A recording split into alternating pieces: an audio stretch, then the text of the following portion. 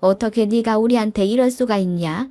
네 입으로 아이가 어려서 명절 때 오는 거 힘들 것 같으니 오라고 해놓고는 어떻게 해외여행을 가버릴 수가 있어? 제가 너무 바빠서 깜빡 잊었다니까요. 갑자기 올라온 급텐트리 여행이라서 계획이 없던 일본 가게 된 거예요.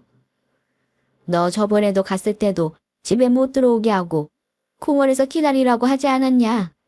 먼 길 온 부모 혹시라도 자국할까봐 그랬어? 그때는 애가 아파서 집안꼴이 말이 아니어서 모실 사정이 아니었어요. 엄마 아빠 깔끔한 성격에 잔소리 할 게 뻔한데 저희들 싫은 소리 듣고 싶겠어요? 엄마 아버지가 하필 매번 난감하게 꼭 사정이 있을 때만 오시니까 그렇죠. 그리고 저 같으면 절대 자식한테 부담 주기 싫어서라도 자식 집에 못 올 것 같아요. 한마디로 부모 오지 말란 소리구나. 그래 알았다. 이제는 다신 오지 않으마. 이제 그만하자꾸나. 그러니 어떤 일이 벌어져도 절대 후회하지 마. 알겠어? 안녕하세요. 저는 강남에 살고 있는 73세인 손미령이라고 하고 제 남편은 73세 박순철, 저랑 동갑내기입니다. 저희는 39살 때 서로 노총각 노처녀로 뒤늦게 만나 결혼을 하게 되었습니다. 요새는 30대 후반에 결혼하는 사람들도 많고 결혼하지 않은 사람들도 넘쳐나지만 저 때만 해도 40이 다 된 나이에 결혼하면 난리 나는 줄 알았고 결혼을 못하거나 재취자리로 들어가야 하는 줄 알았습니다. 저는 원래 회사 일을 하다가 갑자기 친정엄마가 치매가 와서 회사를 그만두고 7년 동안 어머니 모시기에 온 정성을 다했습니다. 물론 오빠와 남동생이 있었지만 새언니와 올케가 엄마 모시기를 탐탁지 않아 해서 친정엄마를 지금의 요양원 같은 곳에 모신다고 했었는데 차마 딸로서 엄마를 그곳에 보낼 수가 없었기에 무턱대고 모시게 되었고 그러다 보니 어느덧 홍기를 놓치게 되었습니다. 그리고 제가 38살 때 그래도 곁에 있어주는 것만으로도 의지가 되던 엄마가 돌아가시게 되면서 저는 엄마가 남겨준 유산으로 작은 옷가게를 차렸습니다. 그때 제게 힘이 되어주던 옆가게 설렁탕집을 운영하던 남편을 만나게 된 겁니다. 그때 사장님이었던 남편이 서비스로 설렁탕 값보다 비싼 수익을 내놓기도 하고 설렁탕 가격도 받지 않았을 적이 많았습니다. 그게 너무 고마워서 저는 사모님 가져다 주라고 인기가 있던 옷들을 챙겨주곤을 했는데 어느 날 우연히 알고 보니 노총각이었더라고요. 그 인연으로 저희는 결혼하게 되었습니다. 저는 제가 제 나이가 있다 보니 당연히 애는 못 낳고 남편이랑 둘이서 살 줄 알았는데 결혼한 지 1년이 채 안 되었을 때 덜컥 임신이 되어버렸고 아들 하나를 낳게 되었습니다. 그렇게 귀하게 얻은 아들은 공부도 잘하고 똘똘해서 저는 벌어들이는 돈을 아들의 교육비로 많이 썼습니다. 지금도 그렇지만 그때도 교육하면은 강남이 중심지였기 때문에 살던 집을 팔고 강남으로 이사와 살았습니다. 아들에 대한 마음은 다른 엄마들 못지않게 컸기에 아들을 위해 그야말로 적지 않은 나이에 열혈 엄마가 되었습니다. 애가 아직 중학생인데 학원비가 너무 과해. 이제 우리 내일 모레 60이라 노후 준비해야지. 언제까지 애 뒷바라지하고 살 거야. 그런 소리 말아요. 앞으로는 더 많이 들어갈 테니까 당신이나 나나 악착같이 벌어야 돼. 그리고 나는 내 노후보다 우리 아들 미래가 우선이야. 우리 아들이 잘 되면 난 내 목숨이라도 내놓을 수 있어요. 이제 얼마 안 남았어. 그때까지만 우리 뒷바라지 합시다. 남편이 아들 교육비로 너무 많이 지출을 하니 좀 학원을 줄이자는 말에도 저는 귀담아 듣지 않고 남편을 어떻게든 설득해서 열심히 아이의 뒷바라지 할 생각만 했었습니다. 한때 제 전부가 친정엄마였듯 그때 제 전부는 하나밖에 없는 아들이 되었습니다. 그렇게 아들은 서울에 있는 세 손가락 안에 드는 대학을 졸업해서 직장에 취업하게 되었습니다. 그리고 머지않아 바로 직장에서 만난 1살 연상의 며느리를 데려와 결혼을 하겠다고 했습니다. 며느리가 참하고 똑부러져서 아이고 똑똑한 내 새끼 머리만 영특한 줄 알았더니만 여자도 잘 고르는구나 싶어 대견하게만 느껴졌습니다. 이번에 형사비 결혼하면 집안일을 해줘야 하는데. 됐어, 무슨 집이야. 이제까지 돈 들여서 대학 공부까지 시켜줬으면 됐지. 이제 자기가 돈 벌어서 신혼집 마련해야지. 언제까지 우리가 보태줘야 돼. 그래도 아들 하나 있는 거 지분해줘야죠. 아침밥이라도 제대로 얻어먹이게 하려면 요즘은 집 해가야 한답디다. 아서 이제 우리도 쉬어야지. 우리 지금부턴 돈 모은 걸로 노후자금하면서 여유있게 살아야지. 아들 이해하려다가 거짓 인생 못 면해. 당신 늙어서 폐지 주우러 다니고 싶어? 에그 설마 우리 아들이 우리를 폐지 짓게 할 것 같아요? 우리가 저를 어떻게 키웠는데. 자넨 아들을 잘 모르나 보군. 요즘 아들은 장가가면서부터 그냥 우리랑 남남이라고 생각해야 돼. 그래야 속 편하고 속경도 안 생겨. 이제껏 다 당신이 알아서 했으니 이제는 내 말대로 해. 돈을 손에 쥐고 있어야 자식들도 부모한테 잘하는 법이야. 사실은 아들 기펴주고 살라고 집을 한 채 주고 싶었건만 신혼집 정도는 스스로 마련하게 두라고 노후자금을 운운하길래 지금까지 아들 키우는데 제 맘대로 했으니 말을 듣지 않을 수 없는 상황이었습니다. 그때 당시 저나 남편은 이미 환갑을 넘긴 나이였고 아무래도 저희가 나이가 좀 있다 보니 빨리 결혼했으면 하는 바람이었는데 마침 아들이 며느리를 데려와줘서 고맙기까지 했었습니다. 친구들 말로는 며느리한테 아들이 따진 아침밥 먹이게 하려면은 집 해줘야 한다는 말을 들어서 집을 해주려고 했는데 남편 말 맞다나 그럼 결국 아들에게 신세를 지게 될 수도 있으니 그냥 전세금만 1억 정도 보태주었습니다. 아들은 그때만 해도 아직 뭘 몰라서 그랬던지 별로 크게 욕심을 부리지 않고 주는 전세금으로 며느리와 반반씩 보태어서 신혼집 전세를 얻게 되었고 저는 그게 참 미안했지만 어차피 나중에 죽으면 다 아들 것 될 것이라고 생각해서 미안을 삼았습니다. 저나 남편은 늦게 만나 결혼을 했지만 아들은 30살이 되기도 전에 결혼을 하게 되었고 자식도 일찍 보게 되어 저희는 칠순잔치를 하기 전에 손주를 보게 되었습니다. 아이고 고맙다 새아가. 우리가 늦게 저 녀석을 보게 되어서 혹여나 늦게 결혼해서 손주도 못 보고 가면 어쩌나 했는데 이렇게 내 생전에 손주를 품에 안게 해줘서 참으로 고맙구나. 어머님은 무슨 그런 말씀을 하세요. 결혼하면 당연히 애를 낳아야죠. 저도 나이 들어서 육아하면 힘들다는 얘기 주변에서 듣고서 애도 잘 안 생긴다고 해서 가능한 빨리 낳으려고 했어요. 그래 우리 며느리 기특하다. 자 이거 병원비랑 산후조리원비로 쓰거라. 500 정도 넉넉하게 넣었다. 요즘은 애 안 낳겠다고 하는 며느리도 많은 판국에 결혼하자마자 손주까지 덜컥 안겨주니 어찌나 고맙던지요. 제 친구들은 저보다 일찍 결혼해서 자식이 50 가까이 됐지만 결혼 안 한 사람들도 많았지만 우리 아들은 하나부터 10까지 저의 뜻에 맞춰줘서 고마웠고 나름 생각해서 아무것도 해주지 말라는 남편 눈치 보면서 제가 조금씩 삼짓돈으로 모아놨던 500만 원을 봉투에 넣어줬습니다. 그런데 아들이 그 자리에서 바로 봉투를 보더니 언짢은 기색을 표했습니다. 엄마, 병원비는 그렇다 쳐도 요즘 산후조리원 비용이 얼마나 비싼지는 알아요? 500 가지고는 택도 없어요. 응? 그래? 산후조리원 비용이 그렇게 비싸? 장모님 말씀 들어보니까 친구분들 누구누구 얘기하면서 며느리가 애 낳으면 명품백도 사준다, 차도 사준다 했다더라고요. 제가 그 말 듣는데 민망해서 죽는 줄 알았어요. 그랬구나. 미안하다. 엄마는 미처 생각하지 못했어. 내 딴에는 병원비랑 산후조리원비 대주면은 되겠다 생각했는데. 뭐 며느리가 바라는 선물이라도 있어? 아들이 저를 불러내어 볼멘 소리로 말하길래 저를 얼떨결에 미안하다고 사과하며 혹시나 바라는 게 있냐고 했습니다만 한편으로는 저도 마음이 불편했습니다. 안사도를 얌전하고 좋은 분으로만 봤는데 제 아들에게 와서 자기 딸이 애를 낳았으니 어떤 시어머니는 뭘 해줬다더라 이런 얘기를 한다는 것도 조금 우습기는 했고, 그걸 듣고 또 제게 시시때면 말하는 아들에게도 섭섭하기는 마찬가지였습니다. 그러면서 아들은 제 마음도 모르고 장모님께 들은 말들을 제게 읊었습니다.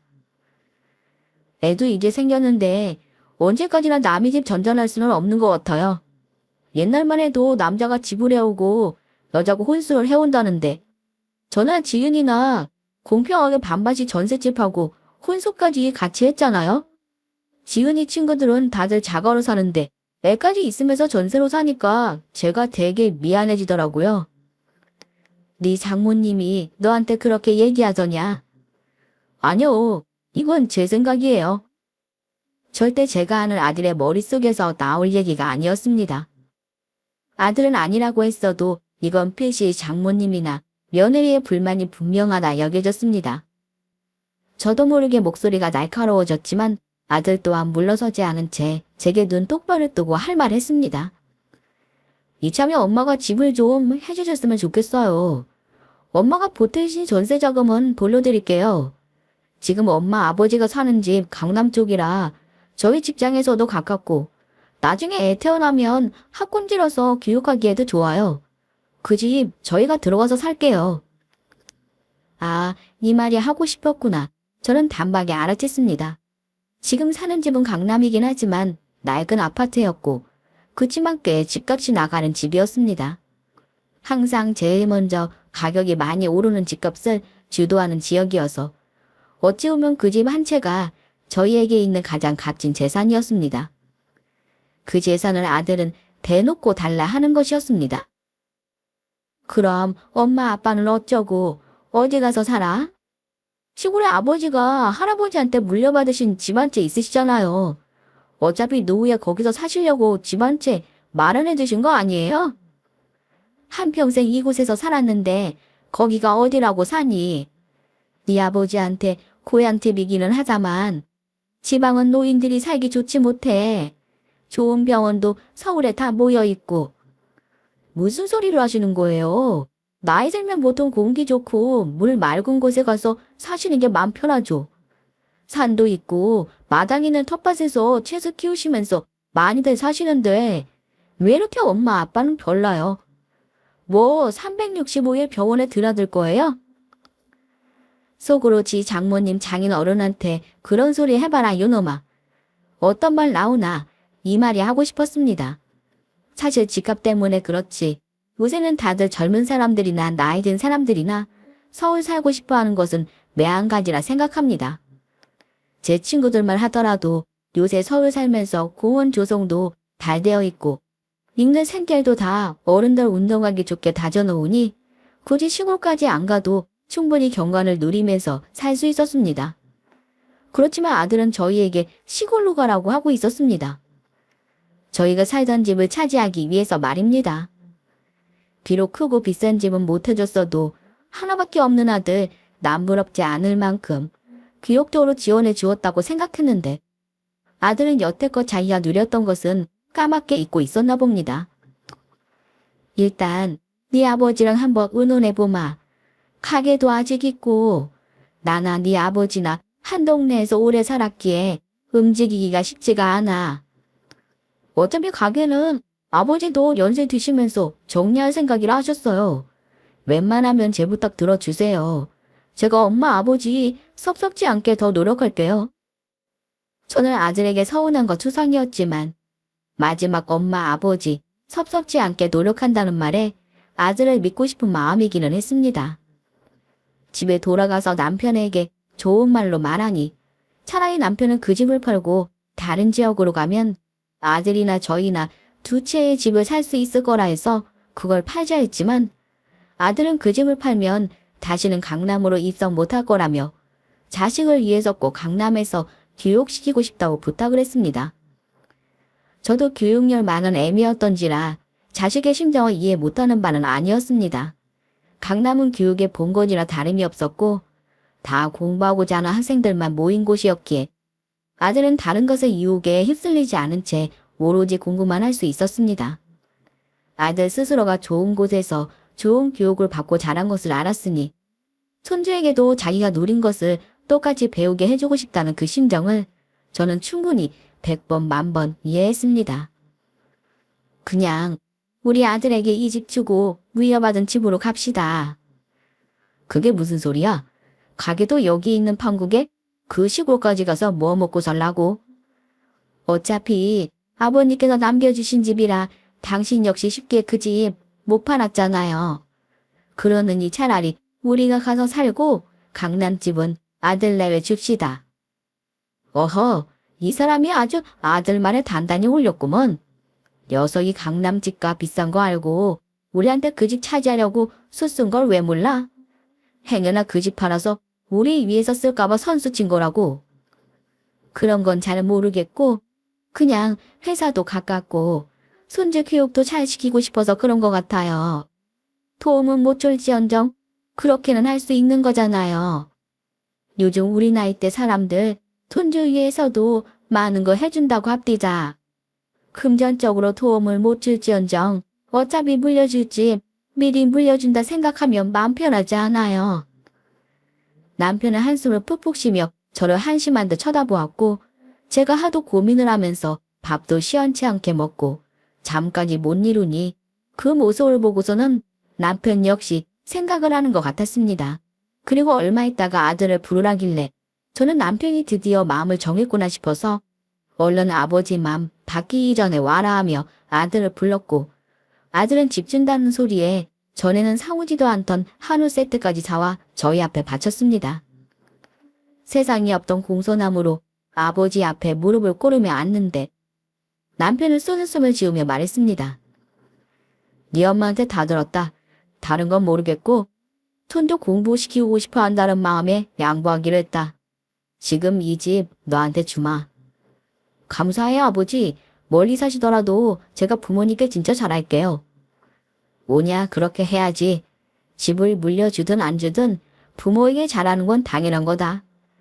그럼요. 엄마 아버지가 저를 낳아서 이제껏 어떤 정성을 쏟아 길러주셨는지 저 누구보다 잘 알아요.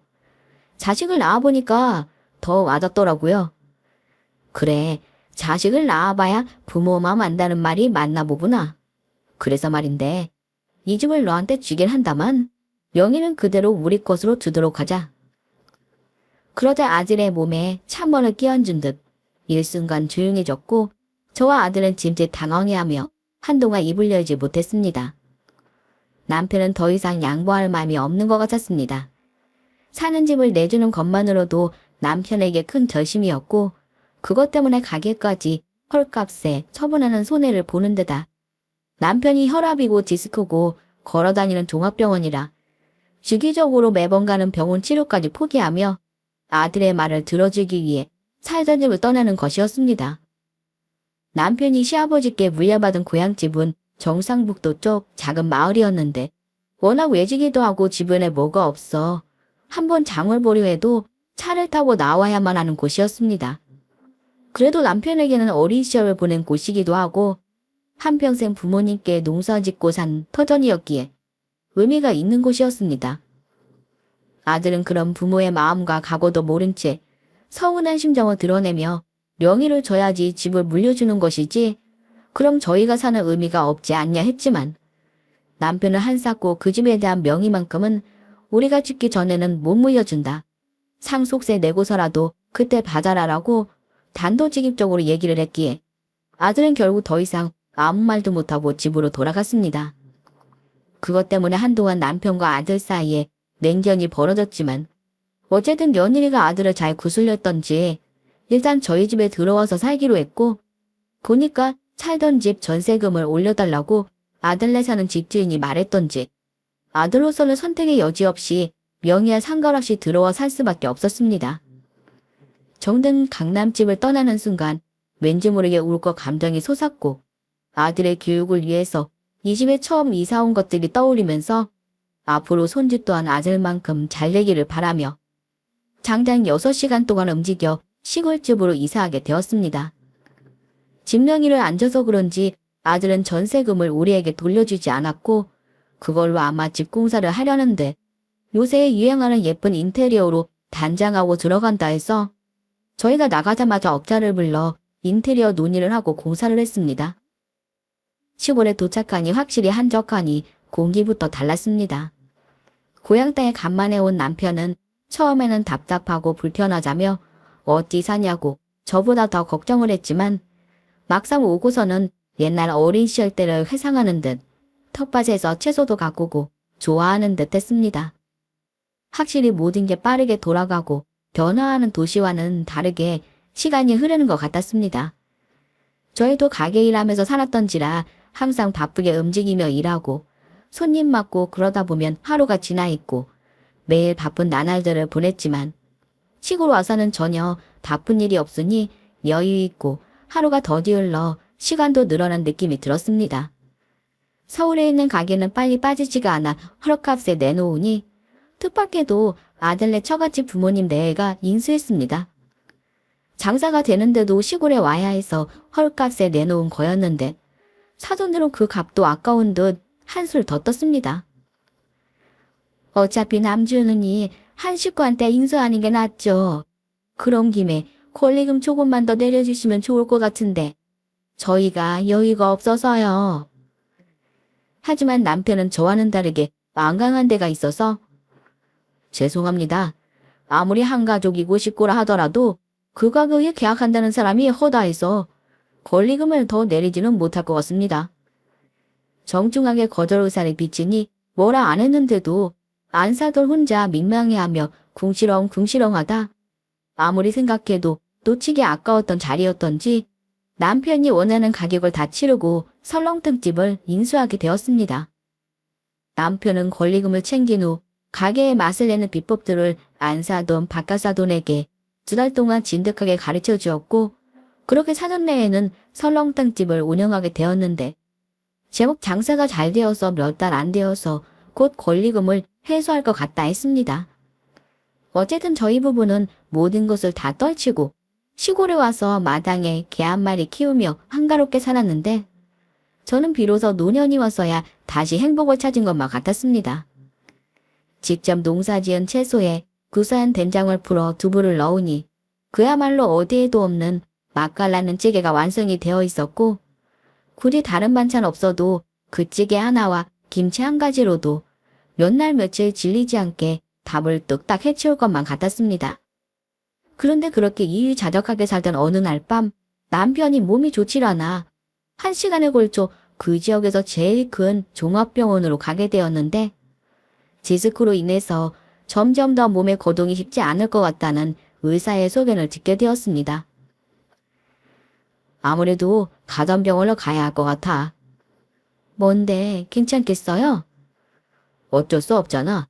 일단 가서 진료받고 아들네서 하룻밤 머물다 오면 되겠지. 남편은 지방의 병원을 무시해서가 아니라 아무래도 서울에 다니던 병원에서 주치의에게 정밀 검사가 필요하다 생각했고 저는 남편과 함께 다니던 강남에 있는 큰 병원으로 가고자 예약을 잡았습니다. 6시간이나 걸리니 하루 왔다 갔다 하기에는 체력이 받쳐주질 않을 것 같았고 어차피 아들네 집에서 병원까지 20분 내외이니 하룻밤 머물기로 하고 전화를 넣었습니다. 인테리어 공사 다 끝났고 입주했다고 했으니 달라진 옛집을 구경 가보고 싶기도 하고 무엇보다 아들 내외랑 많이 컸을 손주를 볼 생각을 하니 더운가연 남편의 마음과는 다르게 제 마음은 설레는 마음도 한편에 있었습니다. 형섭이냐? 엄마다. 이번에 네 아버지와 함께 병원 때문에 서울 간다. 아버지 병원에요. 어디 편찮으세요? 아버지가 아무래도 디스크가 말썽인가 보다. 요새 텃밭을 가꾸며 일을 하니 덧난 모양이야. 조심 좀 하시지. 그게 어디 조심한다고 되니. 나이 들면 여기저기 몸 고장나는 건 어쩔 수 없는데. 그래서 말인데 병원 갔다가 네 집에서 하룻밤 자고 가고 싶은데 바쁘냐? 네. 그게요? 당장이라도 괜찮다며 오셔서 주무시고 가라 할 줄 알았건만 아들은 시이 대답하지 않고 뜸을 들이며 망설였습니다. 한동안이나 대답 없자 다시 되물었습니다. 왜? 평일이자 바쁘니? 어차피 저녁 때쯤 가긴 할 텐데. 그건 아닌데요. 그냥 조금 당황해서요. 그게 무슨 소리인가 싶었습니다. 다른 데도 아니고 자식 집인데 부모가 간다 해서 그게 당황할 일인지 제가 더 당황스러웠습니다. 요새 애가 좀 아파서 아내가 예민해져 있거든요. 괜히 이상한 균에 감염되면 안 돼서 아내가 장모님이랑 장인어른도 요새 잘 못 오시게 해요. 그건 며느리가 잘못하는 거다.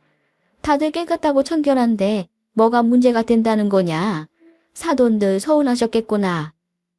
일단 지은이한테 한번 물어볼게요. 그래 한번 물어보고 연락 줘라. 저는 일단 아들에게는 알겠다고 했지만 참 서운하긴 했습니다. 물론 아닐 수도 있겠지만 아들은 왠지 저희 내외가 오는 것이 신경 쓰여서 애가 아프다는 걸로 며느리가 친정 식구들도 안 부른다고 하는 것 같았습니다. 이사하고 아들네 집에 한 번도 간 적이 없었기에 얼마나 옛집이 예뻐졌을까 기대했고 오랜만에 애들도 좀 보고 싶었는데 아들의 말을 들으니 감정이 한풀 꺾였습니다.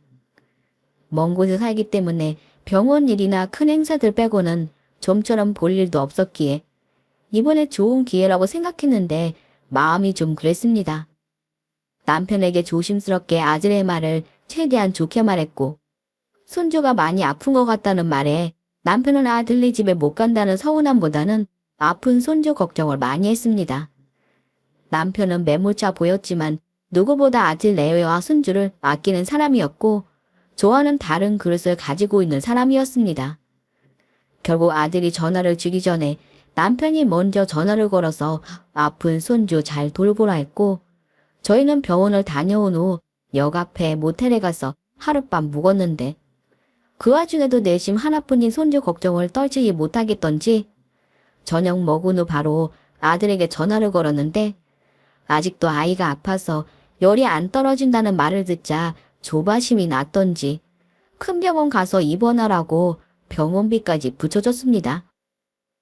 여간 모텔이라 그런지 담배 냄새에다가 밤새 주정하는 소리까지 들려 한숨도 못 잃었고 비몽사몽한 상태로 이른 아침 기차를 타고 집으로 돌아왔습니다.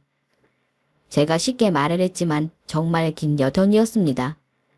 기차역까지 가는데 40분 정도 걸린 데다가 기차를 타고도 6시간 정도가 걸렸고 서울역에서 병원까지 또 길 막히고 뭐해서 1시간 정도 걸리니 한번 서울 갔다 오니 두 노인네가 정말로 진이 빨릴 정도였습니다. 저는 걱정이 되어 집에 도착한 다음 아들에게 전화를 거니 저희가 돌아가는 날 손주가 씻은 듯이 나왔다고 하니 마음이 놓이긴 했습니다.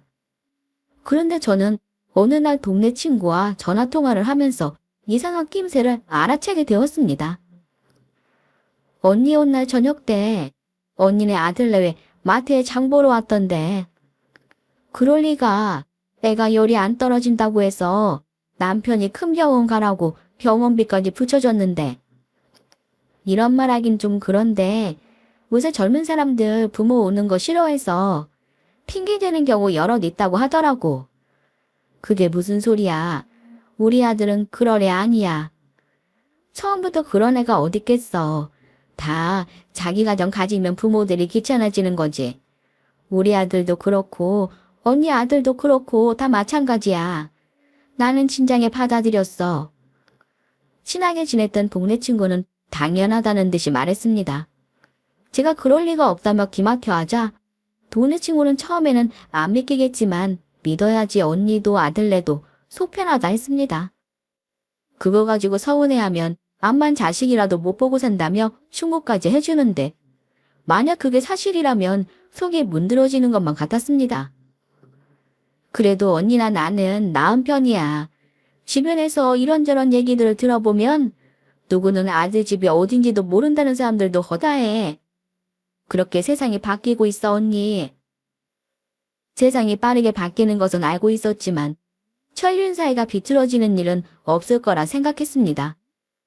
저는 동네 친구 말이 찝찝했지만 남편에게 굳이 말하지 않았습니다.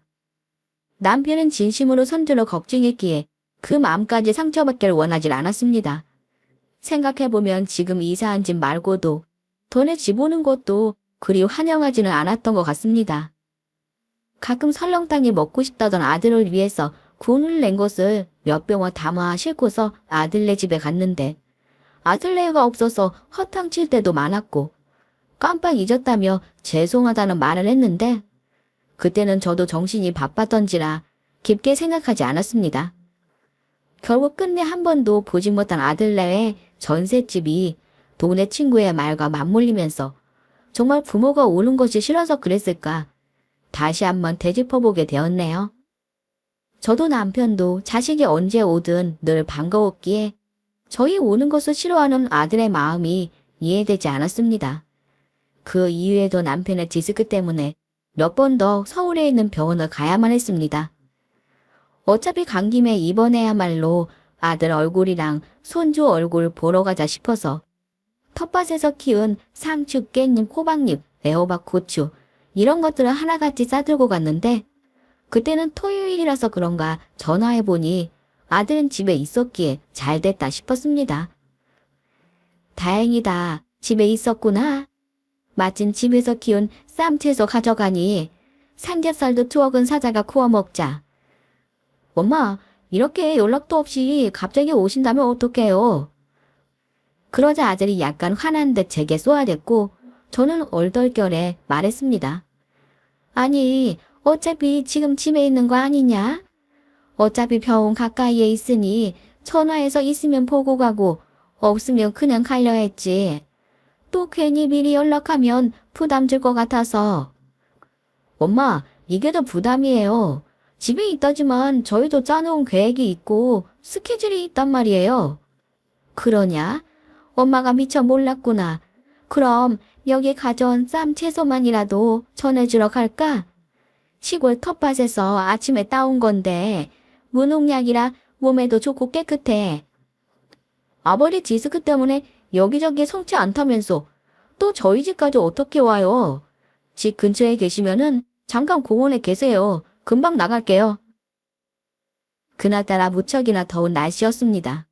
일기예보에 폭염주의보가 떴던 날씨라 남편이 유독 힘들어했지만 금방 나갈 거라는 아들의 말에 저와 남편은 땀을 뻘뻘 흘리며 기다렸습니다. 남편은 무더위에 땀까지 흐르니 갈증이 났던지 차가운 물을 찾기에 저는 고온 자판기에서 음료수 2개를 뽑아 남편에게 건넸습니다. 아이고 더워라. 더위가 아주 사람 잡겠네. 더위에 지쳐 우리는 기진맥진했고 습하고 후덥지근함에 금방이라도 숨이 막힐 지경이었습니다.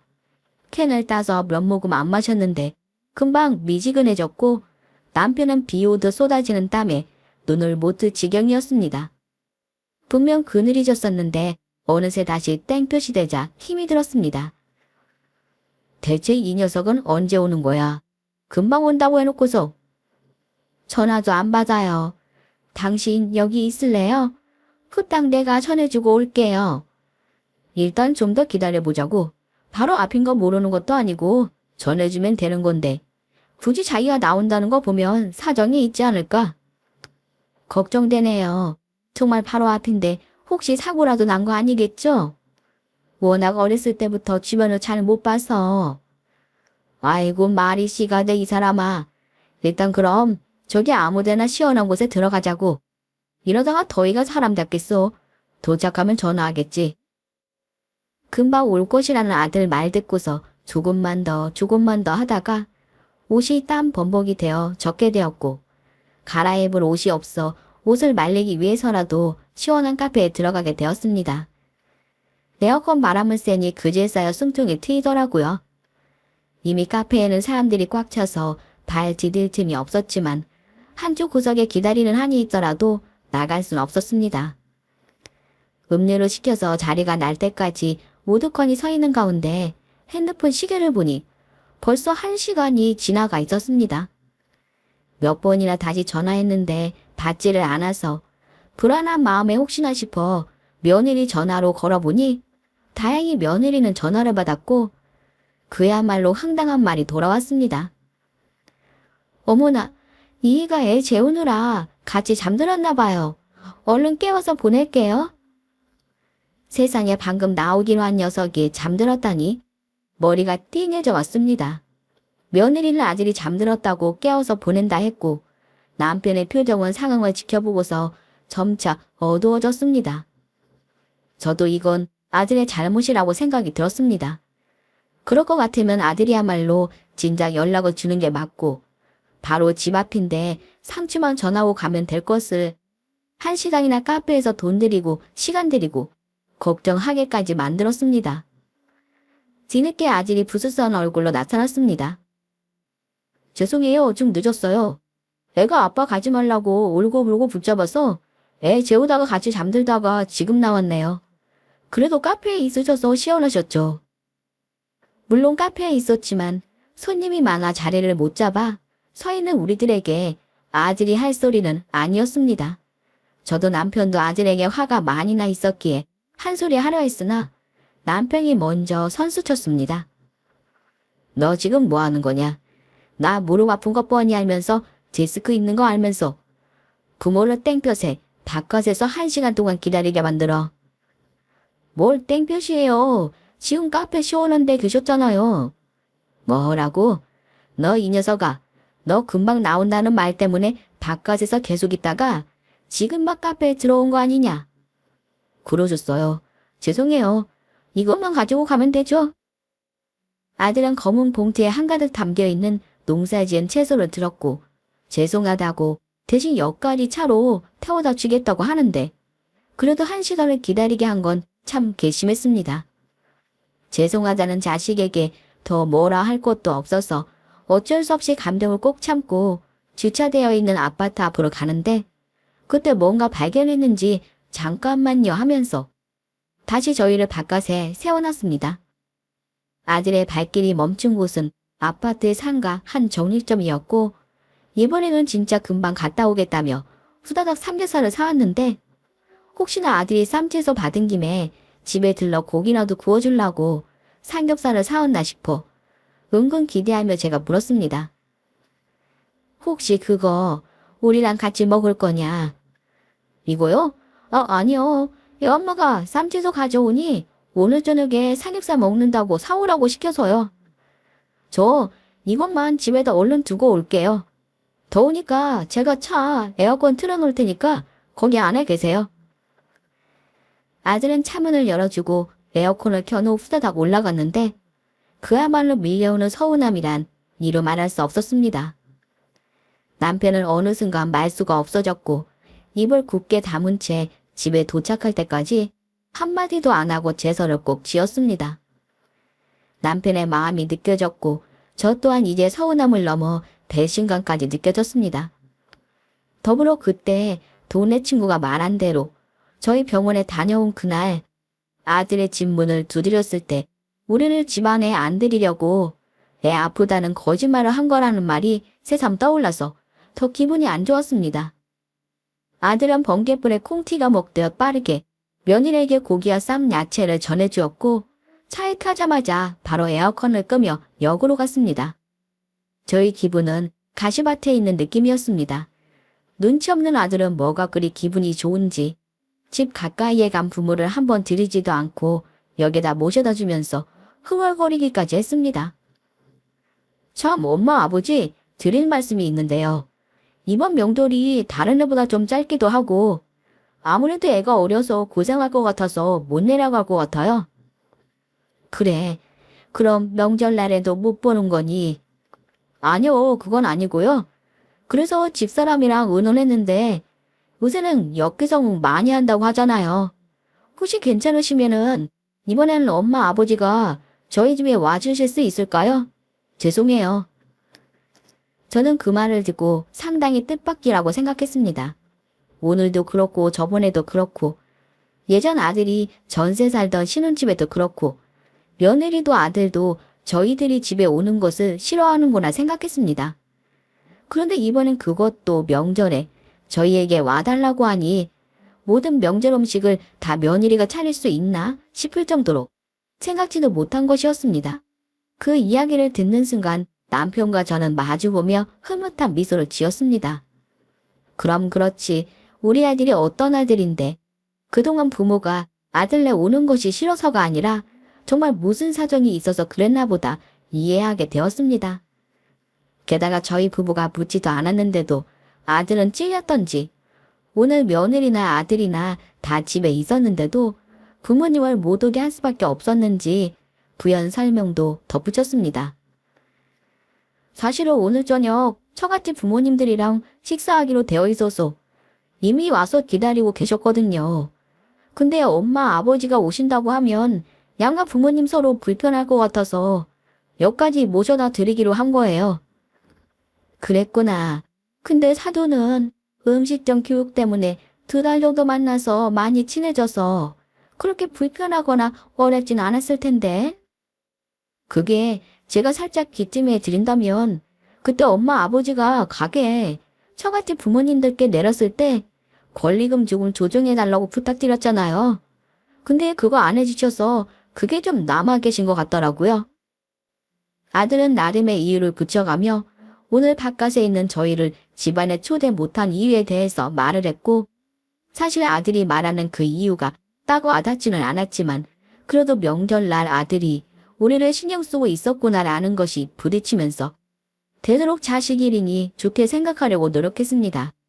아들 덕분에 역까지 편하게 오기도 하고 아들이 해명하니 마음이 그 어느 때보다 편안해져서 그런지 저나 남편이나 기차에서 푹 자고 개운하게 내렸던 것 같습니다. 무엇보다 아들에 대한 오해가 풀린 것이 좋았고 덕분에 서운하고 섭섭한 마음도 가시려고 노력했습니다. 그리고 시간은 눈 깜짝할 새 지나가 어느새 명절을 앞두게 되었을 때 요새는 역기성도 많이 하는지 편은 갈 때 올 때 다 매진이었습니다. 항상 서울에 갈 때마다 날씨가 좋게 흘러가지는 않았습니다. 저번에는 폭염주의보 때문에 온몸에 흐르는 땀 때문에 힘들었는데 이번에는 더위는 물러갔지만 명절에 맞춰 태풍이 온다는 소식을 듣게 되었습니다. 태풍이 오면 아랫지방부터 타격이 크기 때문에 이번 명절에는 태풍 대피하고 서울에 아들네는 가지 말아야 하나 싶기도 했지만은 그래도 기껏 아들이 그렇게까지 얘기를 했는데 그것도 명절날 저희가 안 오면 피차서로 마음이 안 좋아질 것만 같았습니다. 하지만 남편은 좀 지난 서울 가는 여정이 힘들었던지 쉬자고 했지만 제가 마음이 안 편할 것 같아서 남편을 일으켰습니다. 이번에 기껏 아들이 오라고 그랬는데 가야죠.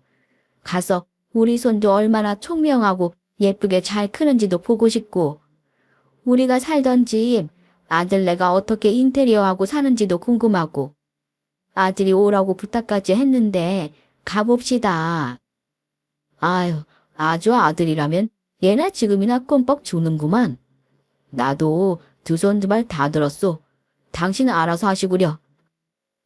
남편의 항복을 받아낸 저는 결국 기차표를 끊고 아들에게 줄 직접 담근 된장이랑 고추장, 감자랑 각종 반찬들이랑 바리바리 쌌던 기차에 올랐는데 태풍 때문인지 무서울 정도로 비가 세차게 쏟아졌습니다.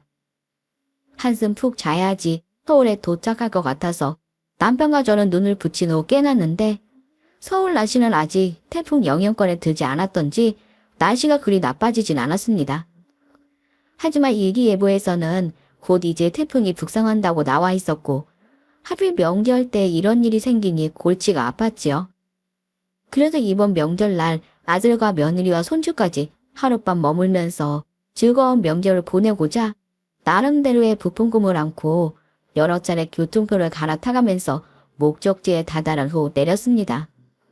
반찬을 가져오기는 했지만 그래도 빈손으로 아들네 집에 가는 건 아닌 것 같아서 과일 가게에 들러 사과 한 박스와 배 한 박스를 배달시켰습니다.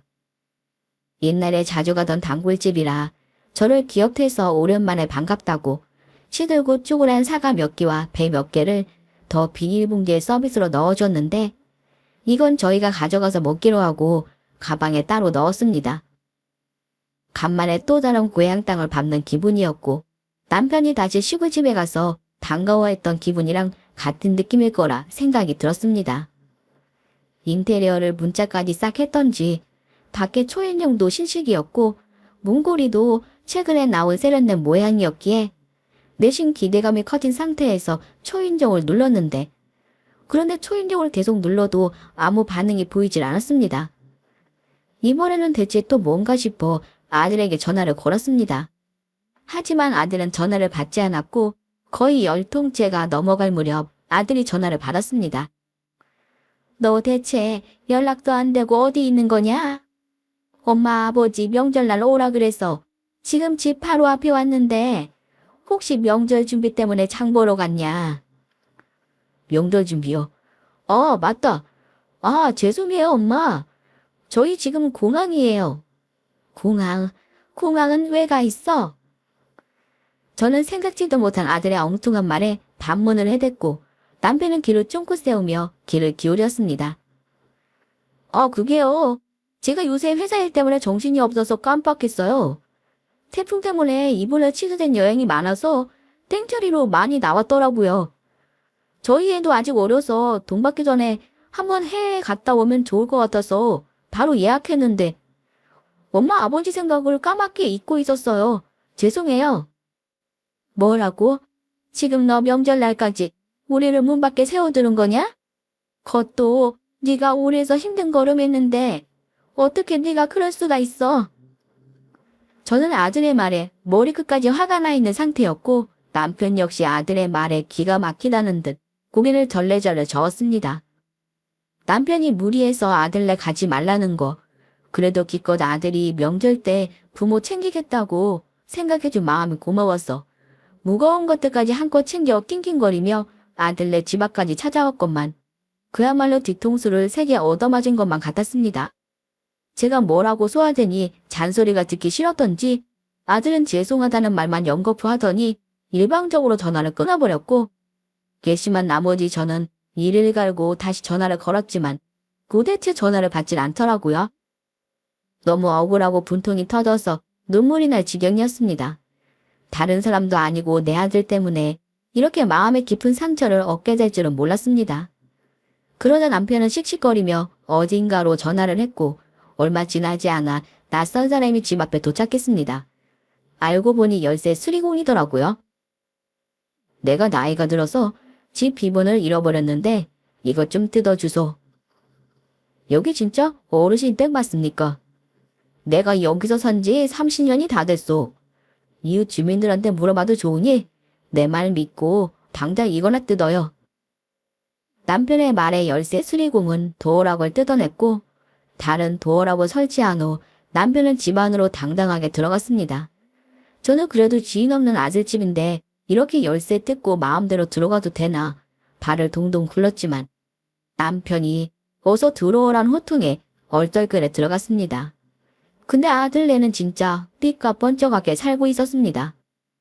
남편은 쓱 한번 둘러본 뒤 갑자기 이삿짐 센터를 부르더니만 아들네 짐을 다 바깥에 쌓아달라고 말했습니다. 그리고 딱지 붙이려면 아들 내외한테 이야기하라고 하고는 조만간 시골에 있는 짐 여기 다시 옮기겠다고 예약까지 했습니다. 제가 이래도 되냐 물었더니 남편은 짐을 다 빼고 이사로 가고로 말했습니다. 여기 아직 우리 명의인 거 잊었어? 형섭이 저 녀석이 잠깐 자기 상황을 잊은 것 같은데 이건 엄연한 우리 집이고 녀석은 이 집에 살 자격이 없어서 직접 맘대로 내쫓는 거야.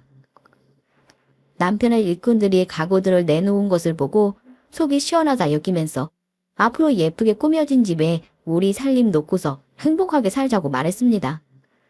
그리고 아들 내외 일본 여행 즐기는 동안 남편은 아무래도 명절 휴일이었기에 이삿짐 비용 따따블을 지면서까지 시골에 있는 살림을 다시 우리가 살던 강남집에 죄다 옮겨놨고 저희는 다시 강남집에서 살게 되었습니다. 시골집도 정겹고 좋긴 했지만 그래도 뭐니 해도 탄산 삶의 터전이 가장 좋기는 했습니다. 그리고 며칠 뒤에 아들이 돌아왔는지 찰칵찰칵하며 도어락 비번을 누르게 되었는데 될 턱이 없었지요. 뒤늦게 도어락이 바뀐 것을 알았던지 아들네에는 뭔가 잘못했다며 경찰에 신고를 했고 경찰들이 우리 집에 들이닥치게 되는데 아들은 저희가 있는 모습을 보고 깜짝 놀랐고 가구가 다 저희 집 쓰던 가구로 바뀌었다는 것에 또 한 번 놀랐습니다. 며느리는 이 모습을 보고 눈이 뒤집어질 지경이었고 시부모고 나발이고 악을 쓰며 이게 지금 뭐하는 짓이냐며 소리를 지르는 것을 경찰이 진정시켰습니다. 아니 세상에 어떻게 이럴 수가 있어요. 저희가 깜빡 잊고 일본 여행 갔기로 써니 이렇게 일반적으로 집을 빼앗을 수가 있는 거예요? 엄마, 아버지, 해도 진짜 너무하는 거 아니에요. 어쩌면 저희한테 말 한마디 없이 이렇게 아나무인 행동을 하실 수가 있으세요. 말 한마디 없이 부모랑 약속 어기고 일본 여행 간 건 니들 아니냐. 똑같이 당해보니 니들도 기가 막히고 황당하지. 형섭이 너, 네가 살고 있다고 해서 뭔가 잊고 있나 본데 여기는 원래 우리 집이다. 나와 네 엄마 이름으로 되어 있는 우리 집. 넌 이 집에 대한 소유권 하나도 없어. 그래도 이제까지 우리가 살았잖아요. 아버지가 이런 식으로 자식에게 횡포를 부릴 수가 있어요. 이거 아무리 부모님이 저지른 짓이지만 법적으로 문제될 수 있는 거 모르세요? 오냐 그래. 어디 한번 경찰 부른 김에 신고까지 해봐라. 못된 자식. 내가 너를 얼마나 애지중지 길렀는데 네가 감히 부모한테 못할 짓을 해. 법정 얘기했으니 어디 한번 가볼 때까지 가보자. 아무리 부모라지만 법적으로 따지고 들면 충분히 문제될 수 있는 것이었으나 저희가 아직 집 주소를 시골로 옮겨놓지 않은 통에 아들이나 저희나 같은 집에 살고 있는 동거인으로 되어 있었던 덕분에 저희는 크게 문제되지 않은 채 집을 다시 되찾을 수 있었습니다.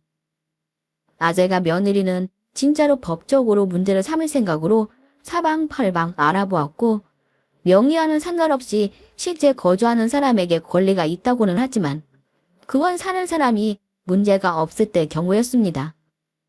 아들 내외가 짧게 남아 살면서 주변 이웃들과 소음으로 마찰이 있었던 점이 인정되고 비윤리적인 부모에 대한 행동이 작용을 했던지 남편의 일방적일 수 있었던 행동들에 대해 다행히 처벌받지 않고 결과적으로 아들은 그 집에서 나가야만 했습니다. 사태가 불리하다는 것을 안 후에야 아재가 며느리가 펑펑 눈물을 쏟으면서 손주 앞세워서 죄송하다고 했지만 이미 모든 게 늦은 이유였고 하다못해 며느리 친정 부모들까지 와서 애들이 실수한 거라고 깊이 반성하고 있으니 제발 용서해달라고 오래 살려고 비싼 돈 들여 인테리어까지 다 해놨는데 부모님들이 돼서 자식 집을 빼앗으면 되겠냐 말했지만 저런 남편이나 누나나 깜짝하지 않았습니다. 결국 오갈 데 없는 아들 내외는 처갓집으로 들어가게 되었고 그것 때문에 아들과 연락이 끊겨진 상황이 되었습니다. 아들 하나 늦게 본 녀석 누구보다 잘 키웠다고 생각했건만 대학 가는 교육은 시켰어도 미처 부모에 대해 존중하고 공경할 줄 아는 당연한 교육은 챙기지 못했나 봅니다. 남편과 저는 아들을 잃고서야 제일 중요한 것을 빠뜨렸다는 것을 알게 되었습니다. 남편이 끝까지 명의를 주지하는 덕분에 저희는 아들 내에 내쫓고 인테리어까지 말끔한 저희 집에 다시 살게 되었죠. 남편이 시골 살 때 8시간 걸리던 병원이 집 앞에 20분이면 가볍게 드나들 수 있게 되니 그 편안함을 느끼고 시골집은 그냥 마음에만 살기로 했습니다. 아무튼 저나 남편은 한평생을 서울에서 살아서 그런지 시골보다는 서울 체질이 더 많네요.